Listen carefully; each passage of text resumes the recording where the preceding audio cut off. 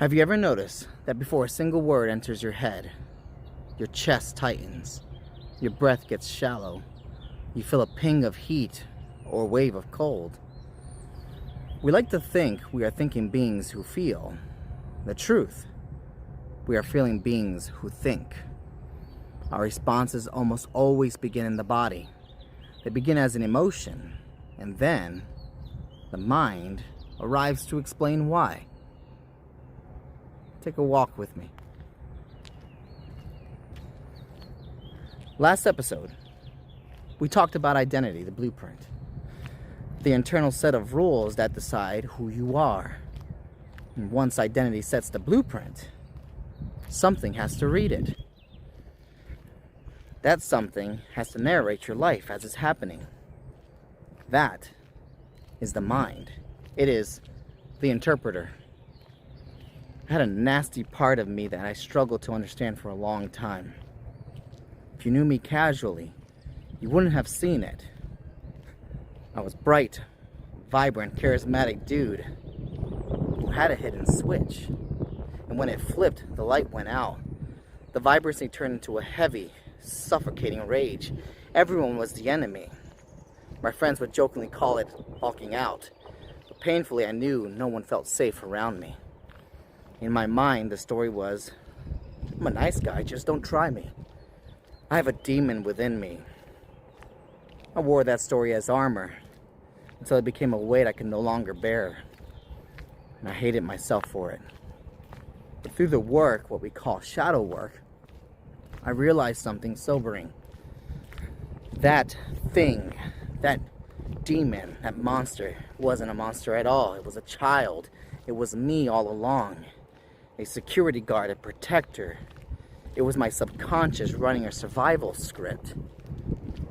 It was a younger version of me that witnessed the worst of people and decided that rage was the only way to stay safe.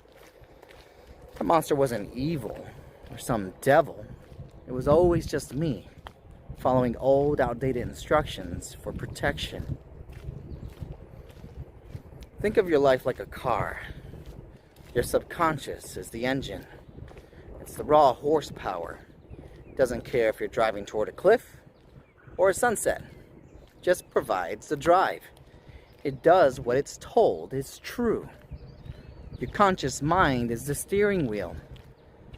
It helps the car go towards its direction. The frame of the car itself is your physical state. For example, your windshield and mirrors give you a view of the outside world. The mind as a whole is the driver. It's the interpreter. It's the part of you that notices, analyzes, and chooses direction. If your windshield is stained with old trauma or cracked with the belief that I am unsafe, if your mirror is distorted through an identity, you can't see the road clearly. Doesn't matter how powerful the engine is or how focused your steering is. The car keeps driving back into the same old ditches, back to the same place. Now on the map, the mind is the interpreter. It is the layer of you that explains what things mean. Not what happened, what it meant. That distinction matters. The mind doesn't tell you what happened. It tells you what it meant. Two people can survive the exact same event, and one says, that broke me. The other says, that built me. Same event, different interpretation, different life. Some people think their thoughts are just thoughts, whether it's neutral, objective, offensive, or personal. They aren't. They're part of the mind. They are a narrator. They are a translation, a meaning maker.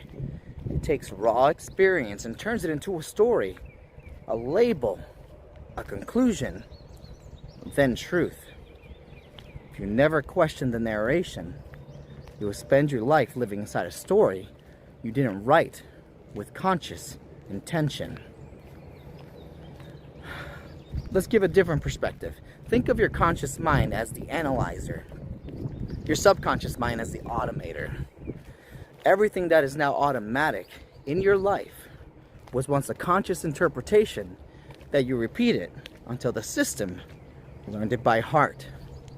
Your temper, your anxiety, your avoidance, the hulking out. None of it is random. It's trained. The subconscious doesn't care about your goals. It cares about repetition. It cares about familiarity. It cares about survival. It cares about what's true to you. If something has been repeated enough, especially under the emotions of fear or shame or pressure, the subconscious treats it as law, like the law of gravity. So the conscious mind can point toward a destination, say, I want something different, while the subconscious keeps rerouting you toward what feels familiar. Old instructions. Stay small. Stay quiet. Don't trust. Don't be seen too much. Don't need too much. Don't feel too much. What's wild is most of those instructions don't sound dramatic. They sound normal, reasonable, practical. That's how deeply the narrator gets in. You're not broken. Your system has been trained. That's how stories become systems. And systems repeated long enough start to feel like your personality. The issue is not that your mind speaks. The issue is that most people never realize they're listening to a narrator, not reality itself. Your mind tells you, this always happens to me. I'm just not that kind of person. If I open up, I'll get hurt. If I slow down, I'll fall behind. And if I'm not useful, I don't matter. The narrator speaks in a very convincing voice. Your voice. So you assume it must be true. It frames it. And whatever it frames repeatedly, your body, your behavior, and your future begin to follow. Time to connect the dots then. Your thoughts are not random. They're loyal. They're loyal to your identity. This is why identity and mind are inseparable. Identity is the blueprint. The mind is the narrator reading from it. If the blueprint says, I am unsafe, I am not enough, I have to earn love, I have to stay in control, then the mind will go to work, proving that story true.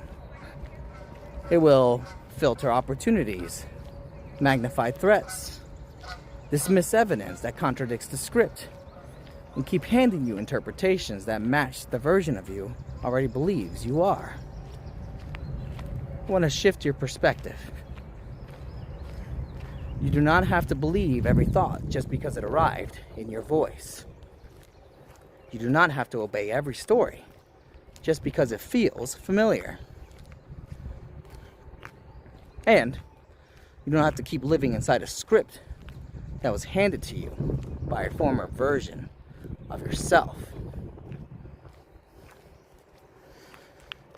Because the mind is powerful, but it is still a storyteller, and storytellers can be questioned. How do we change it then? Remember the pause from our episode of awareness. The great Viktor Frankl called the space. He said, between stimulus and response, there is a space. And in that space is our power to choose our response. That's the pause. The moment the emotional ping hits your body, before you react, before you scream, before you hide, you push in the clutch, disconnect the engine from the wheels for just 1 second. In that pause, you interrupt the narrator. And then while interrupting the narrator, ask yourself, Is this story true? Or is this just a script? You don't kill the engine. You don't fight the system. Just pause long enough to see through the windshield clearly. This is why manifestation is so often misunderstood. It's not just wanting something. It's rehearsal. It is the mind intentionally showing the subconscious a new map over and over again until the new destination feels more familiar than the old ditch. Manifestation is teaching your nervous system that a different reality is safe. So then, what story does your mind keep telling you that you've never actually put on trial? What thought has been narrating your life for so long that you stopped noticing it was a script? And if that story disappeared tomorrow, who would you be without it? Our exercise for this one: for the next 24 hours, I want you to be the mechanic to your car. Listen to your thoughts, your narrator. Look at your windshield. Is your mirror cracked with trauma? Is it dirty with a repeated thought pattern you no longer want to repeat? Notice the repeated thoughts that show up when you feel challenged, pressured, rejected, or unseen. Write it down, then ask, what is the emotion that came before this thought? Whose voice does this remind me of? What is this story trying to protect me from? Is this thought describing reality or continuing a story? Don't try to calibrate the engine just yet. Just find the steering wheel. Because the moment you can hear the narrator clearly, you're no longer fully trapped inside the story. Once you start hearing the story, the next question is, why does that story feel so heavy in your body? Why do some thoughts pass through while others hit like a physical threat? And that's where we're going next, the nervous system. Because some stories don't just live in your mind, they live in your state. The mind is powerful, but it was never meant to be your master.